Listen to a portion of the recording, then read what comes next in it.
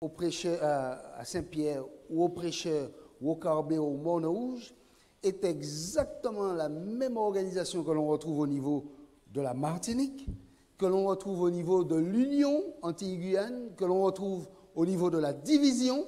Nous faisons partie de la division, d'une des 13 divisions de l'Église adventiste, la division interaméricaine, mais aussi au niveau de la conférence générale, c'est-à-dire de l'Organisation mondiale de l'Église adventiste 7e jour.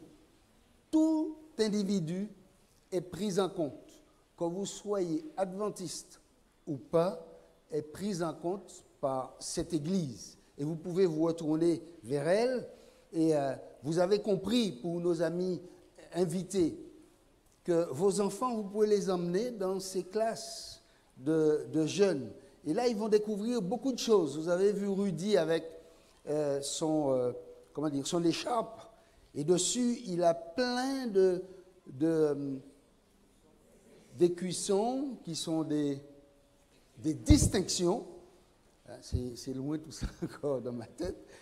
Et ils ont l'occasion d'apprendre beaucoup de choses concernant la vie de tous les jours, concernant la nature, concernant les éléments, concernant tout ce que l'univers dans lequel nous vivons, le ciel, les étoiles, apprendre à les connaître, apprendre à les situer dans l'espace, apprendre à se situer, apprendre à se débrouiller tout seul dans des moments de détresse, par exemple, ou de survie.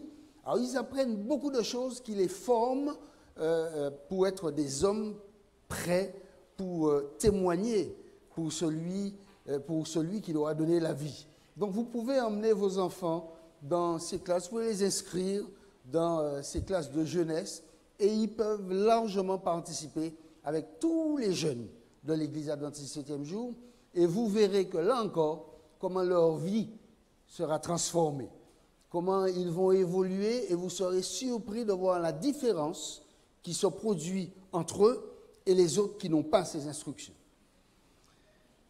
Je vous remercie de votre présence. Avons-nous des personnes qui n'ont pas eu de cadeau de nous inviter, qui sont ici pour la première fois et qui n'ont pas eu de cadeau?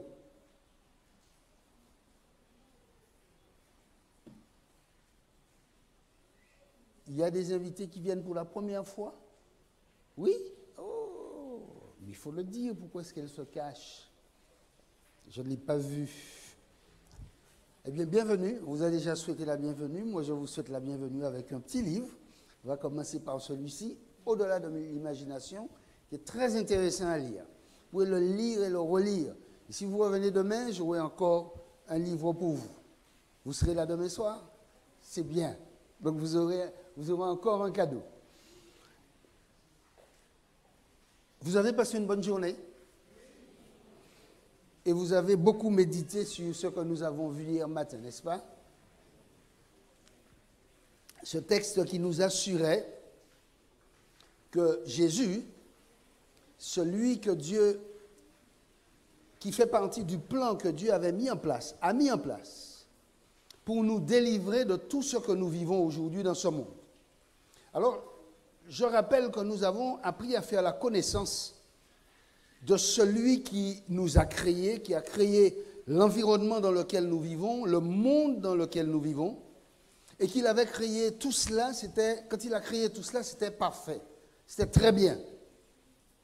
Et nous avons vu que lorsque nous créons quelque chose de bien, il y a toujours quelqu'un ou quelque chose pour venir déranger notre jardin. Et c'est exactement ce qui s'est passé par rapport à la création de cet être. Alors, nous l'appelons Dieu parce que il est créateur, il est vivant d'éternité en éternité, il sait tout, il peut tout, il connaît tout, rien ne lui échappe. Comment peut-on appeler quelqu'un comme cela? Il est éternel, on ne peut que l'appeler Dieu. Et il n'y en a pas deux. Il y a un seul Dieu. Il y a un seul Dieu créateur. Et ce terme-là, créateur, que l'on peut réserver qu'à lui, nous aurons l'occasion de le voir à partir de vendredi. nous verrons qu'il y a beaucoup de choses que Dieu fait, que Dieu est, et que certaines personnes prétendent être, ou donnent à certains dieux les capacités de faire et d'être. Et nous verrons qu'il y a une seule chose, qui fait toute la différence. Soyez présents toute cette semaine pour aller vers ce moment que nous allons commencer vendredi soir pour voir ce qui fait toute la différence avec ce Dieu créateur. Alors je disais que ce Dieu, il y a quelqu'un qui est venu mettre le désordre dans l'ordre qu'il avait établi. Il aurait pu, Dieu, détruire l'ennemi, puisqu'il est son créateur, l'ange de lumière, Lucifer, qui est devenu le Satan, c'est-à-dire l'opposé de Dieu, Satan, et qui a créé une division parmi les anges. La Bible, et nous l'avons vu la semaine dernière, la Bible nous dit qu'une partie des anges, un tiers, précise l'Apocalypse, est parti avec, il a réussi à convaincre un tiers des anges. À ce moment-là, Dieu pouvait dire, je le détruis, ce bonhomme, avec tout son mal. Mais s'il l'avait fait, les autres anges auraient servi Dieu par peur. Peur d'être tués par Dieu, détruits par Dieu. Mais Dieu a laissé son ennemi faire pour démontrer qu'il était le père du mensonge et qu'il voulait entraîner toute la créature de Dieu vers la destruction. Et nous sommes les témoins vivants de ce que Dieu est bon et que l'ennemi de Dieu est mauvais. Tout le mal qui existe sur cette terre, tout ce qu'il y a de mauvais sur cette terre, en nous, autour de nous, vient du diable. Dieu n'est pas l'auteur du mal. C'est son ennemi. Mais il permet à chacun, à vous et moi, de faire un choix. Et il arrivera un moment où Dieu détruira définitivement le mal. Mais il a donné son ennemi l'occasion de s'exprimer. Et maintenant, c'est à nous de prendre position. Pour Satan, comme les anges dans le ciel, les créatures de Dieu, ou pour Dieu, notre Créateur, celui qui nous veut du bien. Il y a un élément que j'aime à répéter, qui est, il me semble, fondamental. Cette personne qui nous a créés, notre Créateur, que nous appelons Dieu, et nous allons apprendre à l'appeler autrement encore. Lorsque quelqu'un nous fait du bien, on ne se contente pas de l'appeler simplement par son nom ou son prénom. Souvent, on rajoute, c'est mon doudou chéri, c'est comment on dit les amoureux encore? C'est ma respiration, c'est ma nounou. On lui donne plein de noms. Alors, nous verrons que Dieu, nous pouvons lui donner plein de noms. Tous les noms que nous allons lui donner lui correspondent. Parce qu'il est un Dieu d'amour. Nous allons l'appeler le Dieu de notre guérison, le Dieu de notre salut, le Dieu qui nous préserve. Je ne vous donne pas les noms en hébreu là ce soir, pour ne pas créer de... Mais c'est la traduction de l'hébreu de noms que l'on peut l'appeler. Celui qui nous soutient, celui qui nous guérit. On peut l'appeler de tous ces noms-là. Ce sera toujours Dieu, notre Créateur. Mais nous l'aimons tellement et il manifeste tellement son amour pour nous à travers toutes les mauvaises choses que nous vivons dans ce monde que nous avons du bonheur à l'appeler par le nom qui nous a fait du bien au moment où nous étions mal. Par le nom que nous obligeons à l'appeler par rapport à celui qui met en nous des choses mauvaises. Dieu, celui par qui nous avons la guérison, Jésus, nous avons découvert qui est Dieu aussi. Nous l'avons vu, nous avons eu l'occasion de le voir et nous avons eu l'exemple, mais nous aurons l'occasion de revenir dessus pour bien ancrer cela quand nous parlerons d'un autre être dans notre vie. Nous disions hier que Jésus reviendra bientôt. Mais quelquefois, on a tendance à douter de cette promesse. Parce que cette promesse est accompagnée de beaucoup de choses. Et nous aurons l'occasion de le voir ce soir. Si ça n'est pas ce soir, nous aurons l'occasion de le voir en d'autres circonstances. Il y a quelque chose qui peut nous amener à garder cet espoir que Jésus reviendra bientôt. Jésus reviendra parce qu'il fait partie d'un plan que Dieu a mis en place pour nous délivrer de toutes ces mauvaises choses que nous vivons chaque jour dans nos vies. Il reviendra pour éliminer toutes ces mauvaises choses. La mort, la souffrance, le deuil, les pleurs, les douleurs, la maladie. Il viendra pour éliminer toutes ces choses qui sont la conséquence du désordre à l'ordre que Dieu avait mis lorsqu'il a créé ce monde. Il reviendra. Mais il nous a laissé des promesses pour nous ancrer dans cette idée, que nous la gardions dans notre tête, que nous en fassions corps avec, afin de pouvoir cheminer avec lui. J'aimerais dire pour ceux qui n'ont pas été là depuis le début, tout ce que nous disons ici, nous le tirons de la parole de Dieu. Nous avons déjà fait l'expérience que la Bible est la parole de Dieu, parce qu'elle nous fait du bien, indépendamment de tout ce qui se trouve dedans. Le seul fait où, par rapport à ce qui s'y trouve, mais indépendamment de la couleur des choses qui se trouvent dedans, il nous fait du bien lorsque nous nous appliquons à méditer sur ce qu'il y a dedans. Et c'est normal que ça fasse du bien, puisque c'est la parole de Dieu. C'est comme le petit poussin, quand il est en détresse et qu'il ne voit pas sa mère, quand sa mère, il entend la voix de la poule, le poussin est tout de suite rassuré. De même, lorsque nous passons du temps à l'étude de la parole de Dieu, nous sommes apaisés, assurés. Ne serait-ce que cela. Je ne vous raconte pas lorsque nous serons auprès de Dieu et dans ses bras pour l'éternité. Déjà, en écoutant et en méditant sur sa parole, ça nous fait du bien. Si vous n'avez pas encore fait cette expérience, faites-la et vous verrez que ce que je vous dis, ce ne sont pas des paroles en l'air, ce sont des vérités et elles sont bibliques. Je disais qu'il y a quelque chose qui peut nous garder dans cet espoir du retour de Jésus. Il s'agit tout simplement de la promesse que Jésus lui-même a faite avant de quitter ses disciples sur cette terre. Et cette promesse se trouve dans le livre de Jean, au chapitre 14, versets 1 à 3. Jean 14, versets 1 à 3. Si vous avez la petite Bible qui vous a été remise, où vous pouvez prendre des notes, les références, vous pouvez prendre les références de pages et noter cela et méditer dessus chaque soir. Voilà le texte. Jean 14, versets 1 à 3.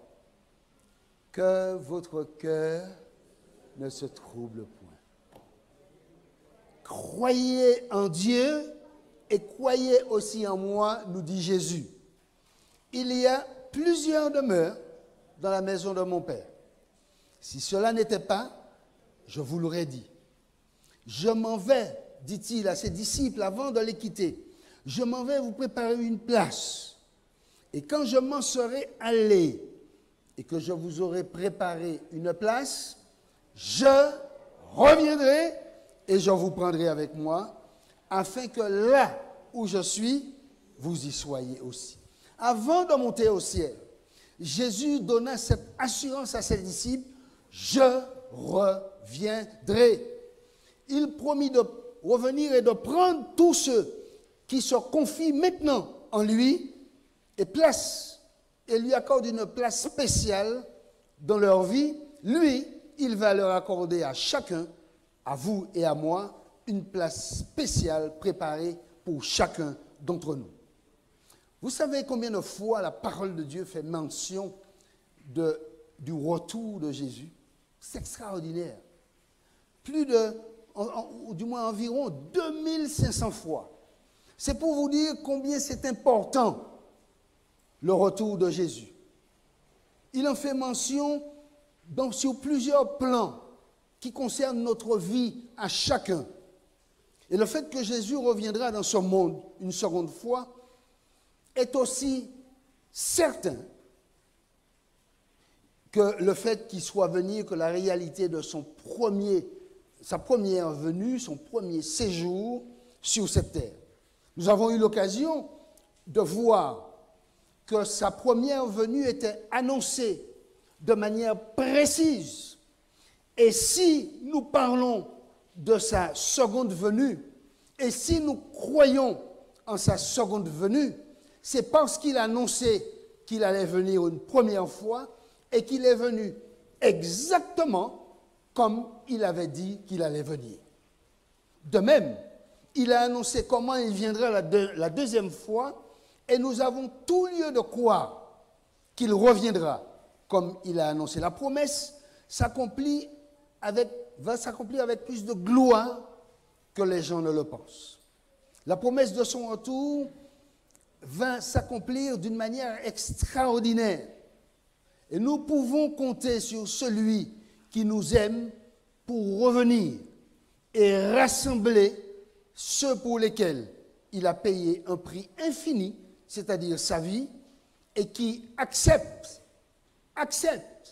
d'échanger leur vie, vous et moi, d'échanger notre vie de pécheur contre celle qui nous donne une vie pour l'éternité.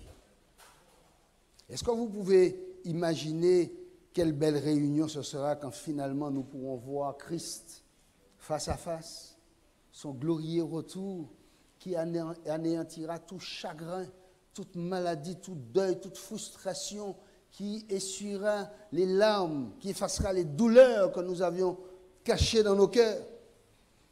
Est-ce que vous imaginez que Jésus va combler nos plus chers désirs et nos plus belles attentes? Quelquefois, nous pensons que nous aurons de belles choses sur cette terre.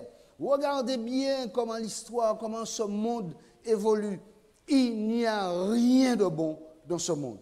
Nous allons de plus en plus vers la catastrophe.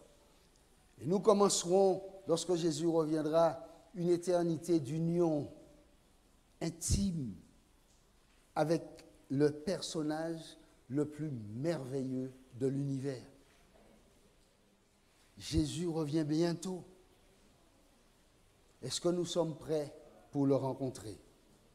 Alors, comment il reviendra? Là encore, la Bible nous le dira. Dans le livre de Matthieu, au chapitre 24, au verset 25 à 27, à la page 981, voilà ce qu'il nous dit, Jésus lui-même. Voici, je vous l'ai annoncé d'avance. Si donc on vous dit, voici il est dans le désert, n'y allez pas, voici il est dans les champs, ne le croyez pas, car comme l'éclair part de l'Orient et se montre à l'Occident, ainsi sera l'avènement du Fils de l'homme. Mes bien-aimés, première indication, la seule chose que vous devez retenir, c'est que Jésus revient. Et que vous le verrez vous-même. Ne laissez personne vous dire, tiens, il y a Jésus qui est revenu, il est là-bas, là, à Nouaille. N'écoutez pas ça. Lui-même a dit, chacun le verra. Alors, là se pose une question. Puisque nous avons dit qu'il s'est fait homme, comment reviendra-t-il? Comment reviendra-t-il? Voilà encore des choses qui nous dépassent. Les prophéties que nous avons vues nous dépassent. La manière dont Jésus va venir nous dépasse aussi. Mais voilà ce qu'il nous dit, qui nous est dit dans Acte 1, versets 10 et 11, à la page 1092. Acte 1, versets 10 et 11. Les disciples de Jésus avaient les regards. Ils avaient les regards fixés vers le ciel pendant que Jésus s'en allait. Alors, Jésus est venu dans ce monde, il est né, il a grandi. La prophétie le concernant dans sa mission sur la terre s'est accomplie exactement comme prévu. Et sa mission étant terminée sur cette terre, il fallait qu'il parte vers son Père. Et au moment du départ, voilà ce qui se passe. Ils avaient les regards fixés vers le ciel pendant qu'ils s'en allaient. voici deux hommes vêtus de blanc leur apparurent et dirent, hommes galiléens, pourquoi vous arrêtez-vous à regarder au ciel? Ce Jésus qui a été enlevé au ciel du milieu de vous reviendra de la même manière que vous l'avez vu allant au ciel. Mais bien aimés, les disciples n'ont pas un privilège par rapport à nous. Nous aurons le privilège de le voir tel qu'il est, tel qu'il a vécu sur cette terre. Le jour où Jésus a quitté notre monde, les anges ont donné aux disciples l'assurance que ce même Jésus qui a été enlevé au ciel, pas quelqu'un d'autre, reviendra en personne, mais cette fois-ci comme roi des rois. Le même Jésus qui avait guéri les malades et ouvert les yeux des aveugles. Le même Jésus qui s'adressa gentiment à une femme prise en flagrant délit d'adultère. Le même Jésus qui essuya les larmes des affligés et qui a pris les enfants sur ses genoux. Le même Jésus qui est mort sur la croix du Calvaire et qui reposa pendant 3 jours dans la tombe et qui fut ressuscité le 3e jour, ce même Jésus reviendra et nous le verrons tel qu'il est. Dans le livre de l'Apocalypse, chapitre 1er au verset 7, la première partie, à la page 1250, il nous est dit, « Voici, il vient avec les nuées, et tout œil le verra. » Tout œil le verra. Tous ceux qui seront en vie au retour de Jésus, les justes comme les méchants, seront témoins de son retour. Et selon Jésus, combien de gens le verront à son retour? Tous! Si Jésus devait venir maintenant, nous le verrons tous et nous le verrons tel qu'il est.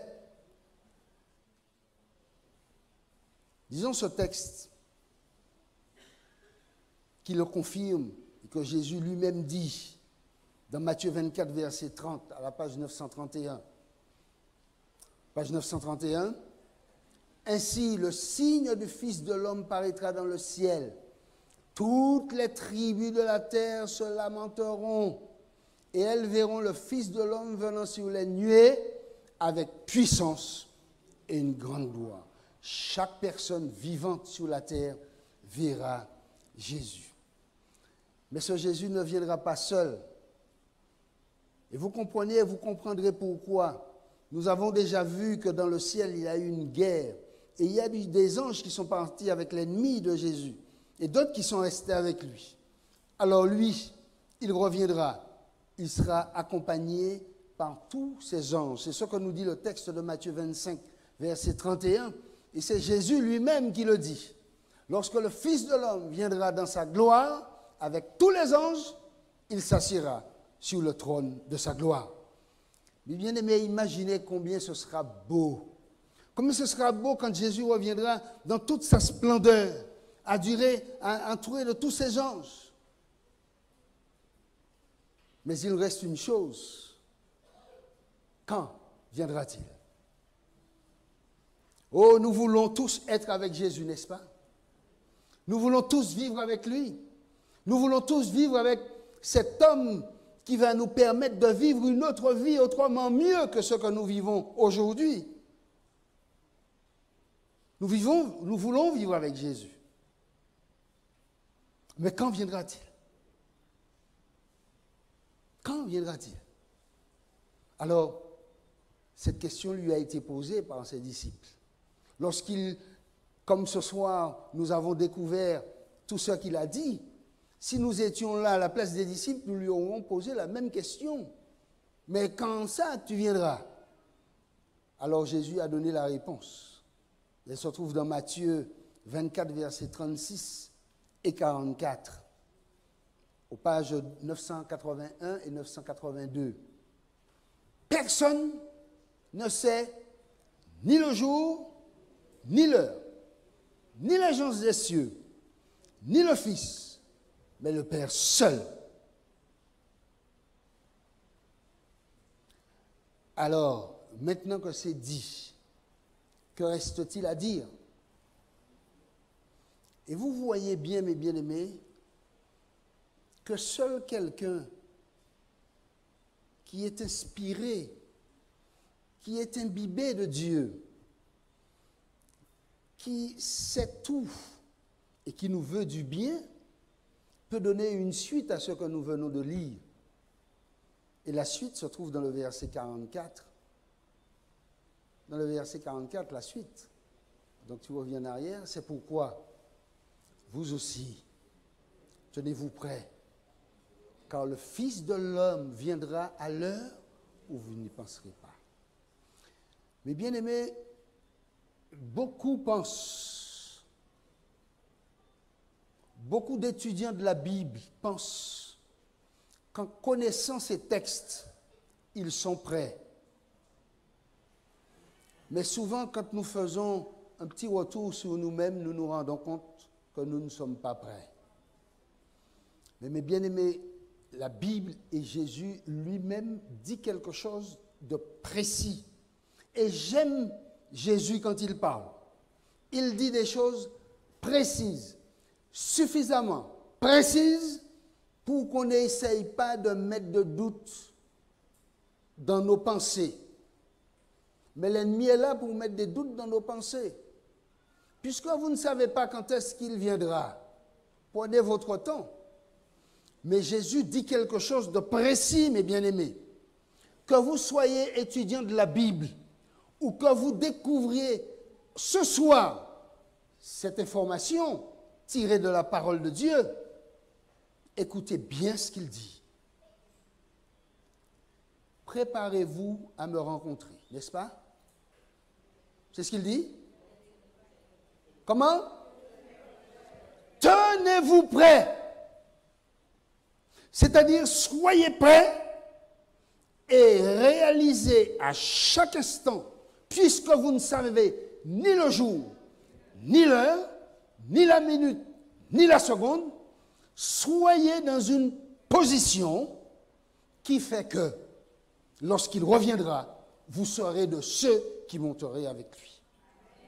C'est exactement ce prolongement que l'on donne aux jeunes à travers les activités JA. Se préparer. Lorsqu'ils étudient le ciel, ils apprennent à vivre avec ce Dieu créateur. Lorsqu'ils étudient la nature, ils apprennent à vivre avec ce Dieu créateur. Lorsqu'ils exécutent des choses, ils apprennent à vivre avec ce Dieu créateur. Dans tous les aspects de notre vie, nous devons être prêts à recevoir notre Seigneur et monter avec lui pour vivre l'éternité.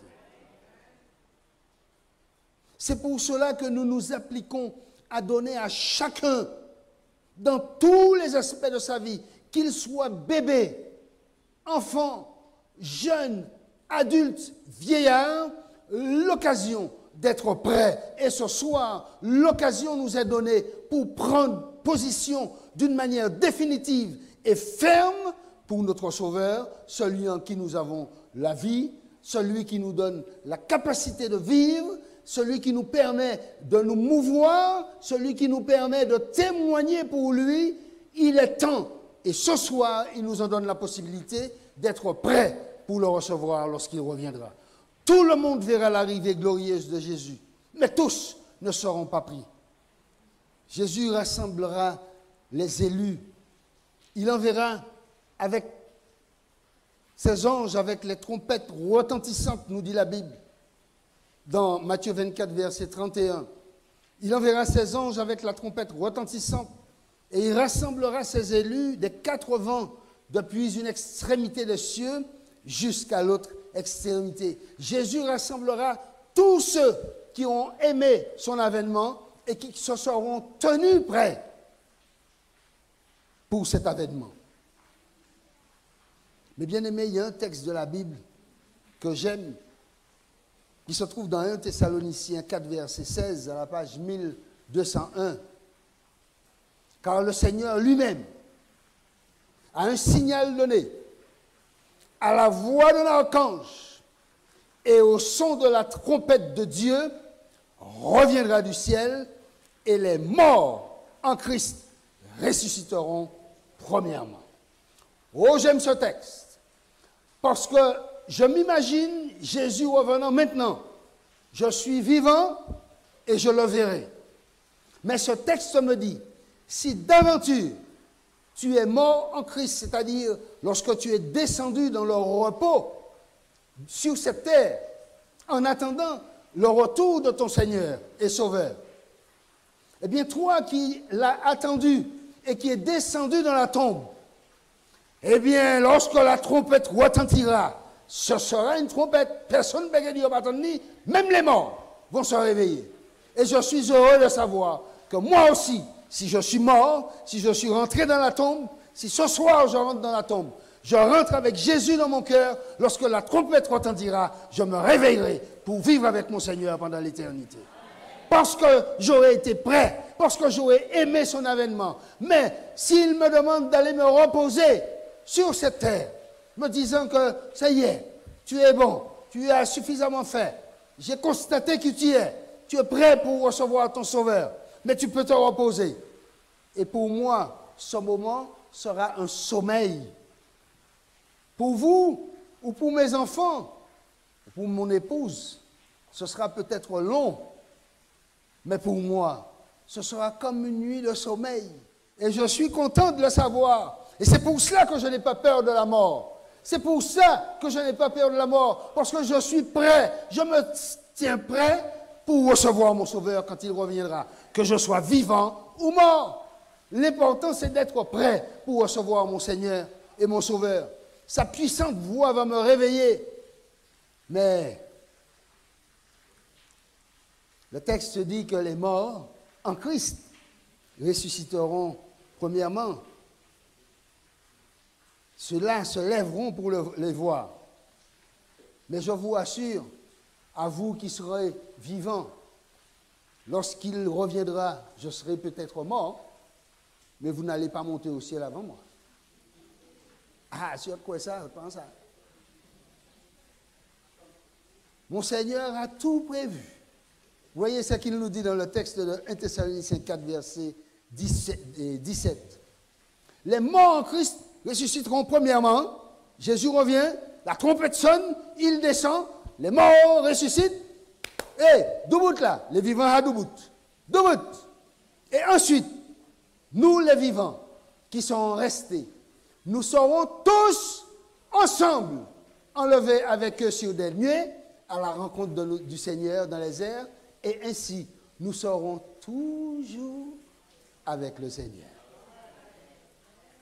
Si nous sommes avec lui aujourd'hui, et si nous sommes prêts maintenant à le recevoir, lorsqu'il reviendra, nous serons avec lui jusque dans l'éternité, pendant toute l'éternité. Et bien aimés, afin de nous préparer pour l'éternité, le Christ nous informe, nous transforme. Il transforme ce corps mortel, ce corps mortel qui est sujet à la mort, il va le transformer. Et c'est ce que nous dit ce texte de 1 Corinthiens 15, versets 51 à 53. Je vous dis un mystère. Nous n'en mourrons pas tous. C'est ce que je vous disais tout à l'heure. Mais tous, nous serons changés. En un instant, en un clin d'œil, à la dernière trompette. Mais bien aimé, je le crois. Et vous savez pourquoi je le crois? Parce que j'ai appris, il y a un peu plus d'une semaine, que le Dieu créateur, de rien, il m'a créé. S'il est capable de me créer à partir de rien, il est capable de transformer ma vie, il est capable de transformer ce corps. Parce qu'il est Dieu. Et il me dit que je serai changé en un instant. La Bible dit, Dieu dit que la lumière soit et la lumière fut. En un instant, la trompette sonnera, les morts ressusciteront incorruptibles, donc péché ni mauvais l'odeur. Tout le monde là qui est nickel, prêt pour l'éternité, et nous serons changés, car il faut que ce corps mortel, corruptible, revête l'incorruptibilité et que ce corps mortel revête l'immortalité. Si je veux vivre l'éternité, il faut que ça soit changé. Et là, mes bien-aimés, tout le mal qui a été fait, nous aurons vérifié que Satan est un menteur, que c'est lui le responsable des mauvaises choses, c'est lui le responsable de la mort, c'est lui le responsable des maladies.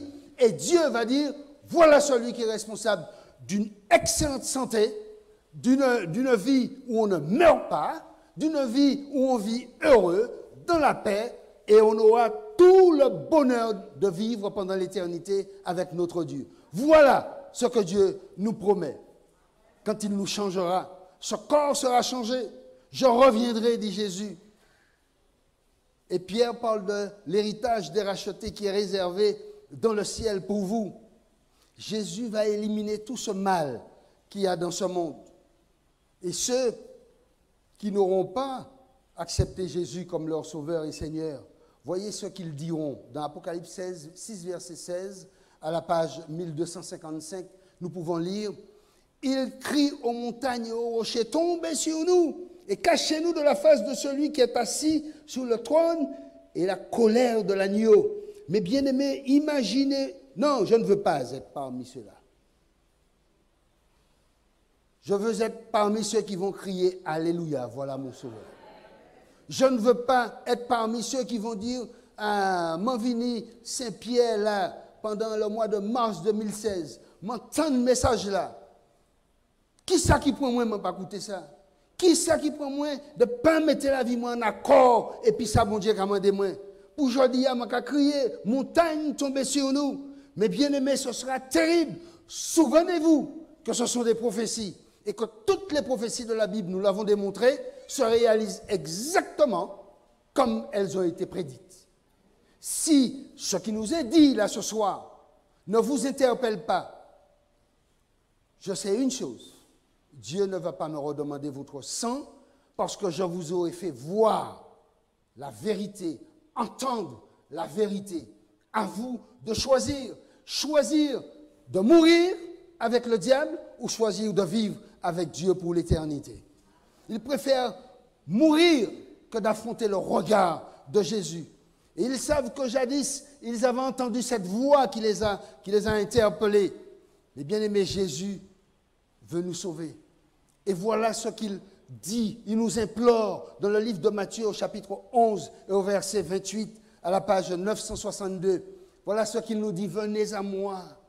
Venez à moi, je suis la solution à vos problèmes. Venez à moi. Il ne vous dit pas de prendre, je ne sais pas trop quoi, là, votre voiture, votre maison. Venez à moi tel que vous êtes, fatigués, chargés, et je vous donnerai du repos. Pas maintenant, pas dans 10 ans ou 1000 ans, mais maintenant, il nous appelle à lui donner notre vie. Cela lui a coûté la vie. Il s'est offert une seule fois pour porter nos péchés. Bien-aimés, nous allons nous arrêter ce soir. Je n'ai même pas vu que 10 minutes ont passé sur le temps qui m'est imparti. Je vous demande de m'excuser, de me pardonner. Mais je dois vous dire une chose. Il y a une chose vitale, je dis bien vitale, qui dépend de notre vie.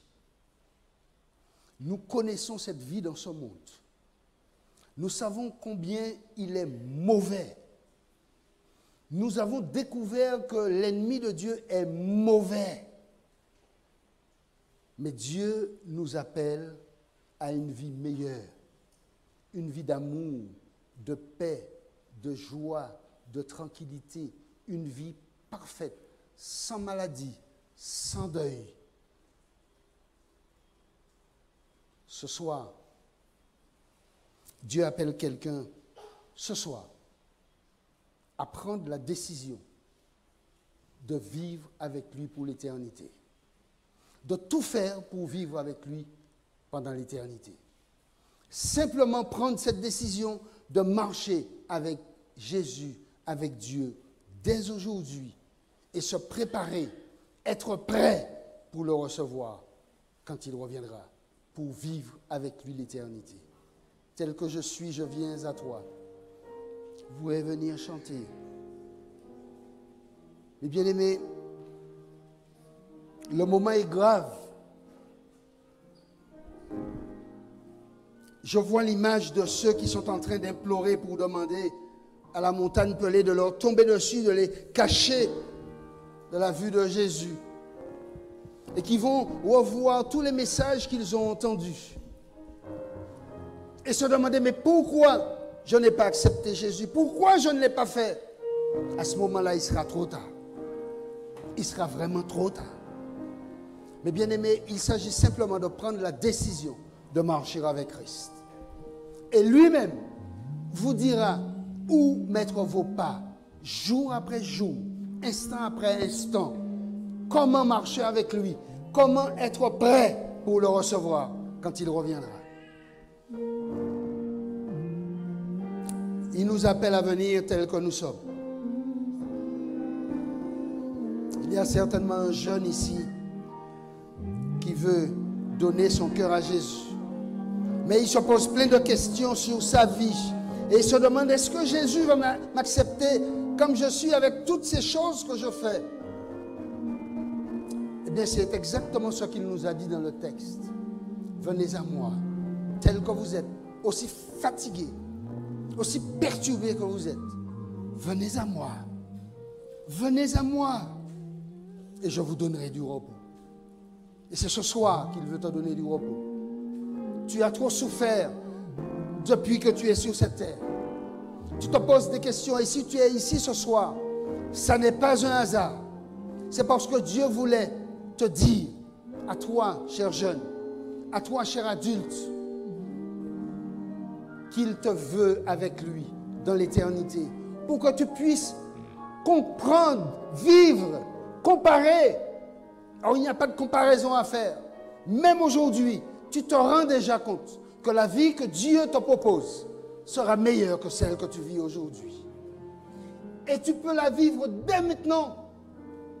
Lorsque tu donnes ton cœur à Jésus, il transforme ta vie. Alors viens ce soir. Tenons-nous debout. Prions dans nos cœurs, tous, chacun les uns pour les autres.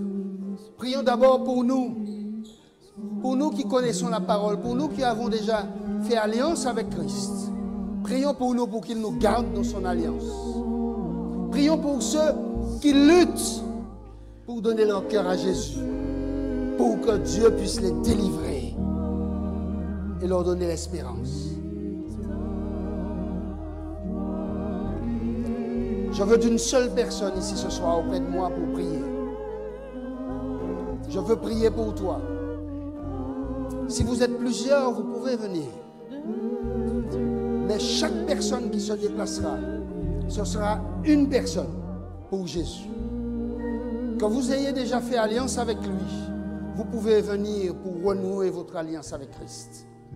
Si vous ne l'avez pas encore fait, et que vous voulez qu'il vous aide à prendre position pour lui, venez et nous allons prier ensemble. Venez et nous allons prier. Lui demander de nous fortifier.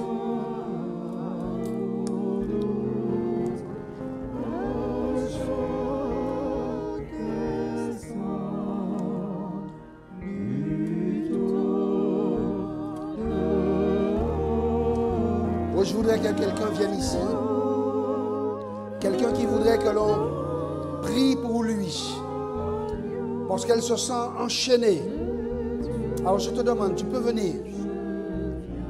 Le fait que tu restes dans ta place ne change pas grand-chose. Mais lorsque tu t'engages toi-même devant Dieu, faire ce geste, montrer que tu prends une décision. Ce n'est pas pour moi que tu le fais. Ce n'est pas pour ceux qui sont ici. Tu le fais pour dire, Seigneur, voilà, je veux bouger pour toi. Je veux avancer pour toi. Et je veux que tu m'aides à avancer pour toi, par ta grâce, que tu me délivres.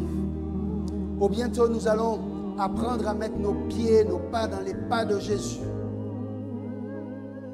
Mais il est important de prendre la décision de marcher avec lui. Parce que cette marche nous emmène vers l'éternité.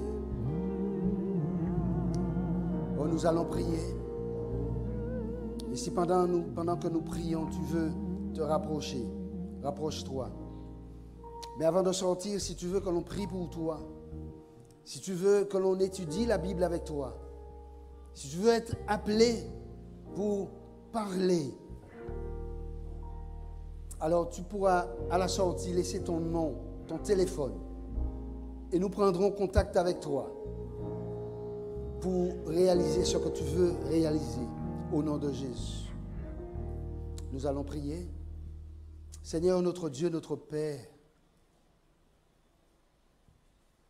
qu'il est bon de savoir que tu es notre Dieu et notre Créateur. Qu'il est bon de savoir que tu pourvois pour notre bonheur ici-bas.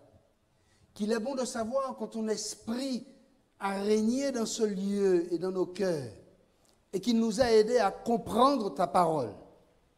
Comprendre que le mal ne vient pas de toi, mais que tu as pourvu pour que nous puissions vivre dans ton amour, par ta grâce, en Jésus-Christ, celui que tu as envoyé pour porter une solution à tous nos problèmes. Merci Père pour tout cela. Merci pour tes enfants, pour le pardon de nos péchés que tu nous accordes en Jésus-Christ. Merci pour son sang qui nous lave et nous rend dignes de nous projeter, nous rapprocher de toi et nous sentir dès maintenant entourés par tes bras d'amour, par la foi. Merci Seigneur de consolider en nous cette espérance du retour de Jésus et de la vie éternelle en Jésus-Christ. Merci Seigneur pour ces cœurs qui désirent te suivre et que tu veux délivrer, qui t'appellent au secours. Puisses-tu Seigneur agir puissamment. Il y en a ceux qui sont retenus par un conjoint, par un enfant, par un parent ou par le voisinage, qui a compris que son salut, son bien-être vient de toi, de Jésus. Mais tu connais les faiblesses humaines. Seigneur, délivre quelqu'un ce soir et fais que cette personne reconnaisse que Jésus est son sauveur et qu'il prenne position pour lui. Bénis ton peuple. Bénis chacun d'entre nous ici présents. Assure à chacun le salut en Jésus-Christ et montre à chacun d'entre nous, à commencer par ton serviteur, le chemin qui mène à la vie éternelle en Jésus-Christ, afin que nous puissions vivre avec toi l'éternité lorsque Christ reviendra sur les nuées des cieux. Renvoie ton peuple avec ta paix et ta grâce, et que ton nom soit glorifié dans nos vies, au nom puissant de Jésus et pour ta gloire. Amen. Amen. Que Dieu vous bénisse, qu'il vous soutienne, qu'il vous donne une nuit agréable et douce, et que son nom soit glorifié dans votre vie. Bonne nuit, bonne soirée à tous. Et à demain soir, Dieu le voulant.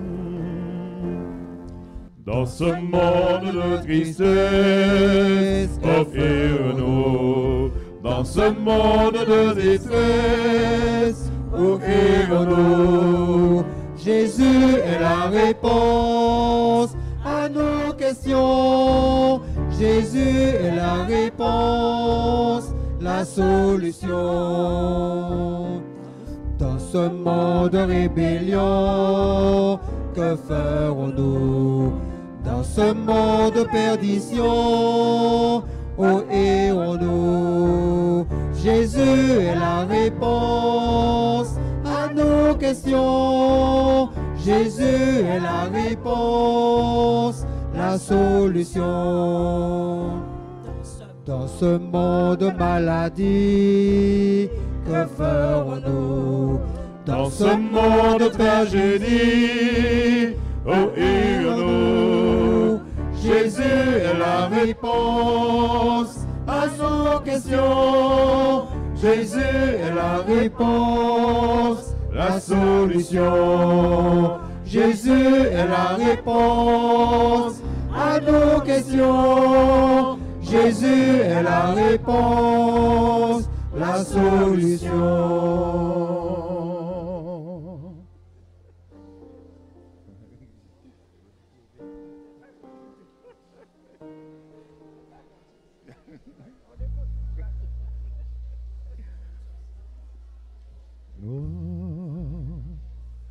sauveur face. Voir mon sauveur face à face.